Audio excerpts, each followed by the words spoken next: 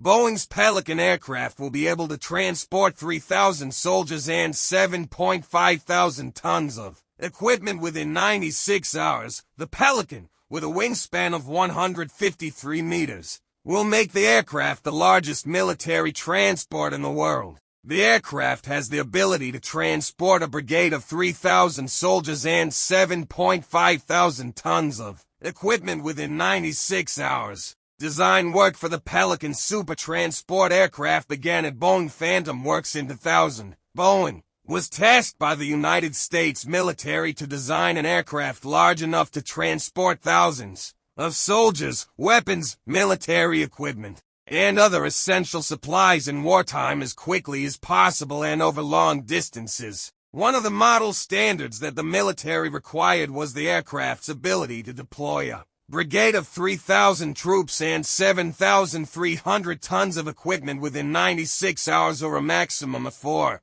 days. The Boeing Phantom Works team considered 3 different options. The first was a large airship. The second was a smaller but wider airship that created dual propulsion. And the third was a larger airship with a wingspan of 213 meters. All of them were rejected. The Boeing team also rejected the ideas of a fast ocean-going aircraft ship and a sea-based ship with ground effect. Boeing Phantom Works has settled on a ground effect aircraft that will serve as the basis for the giant Pelican supercarrier. Note that the Pelican was not designed for contact with bodies of water, which meant that it could not take off or land on any body of water. Instead, it was designed to be lighter and more aerodynamic than other large aircraft in the seaplane family. This is because the Pelican was able to break ground effect to climb several thousand meters and thus enter its flight like other planes. Thus, the Pelican's wingspan allowed it to fly without ground effect.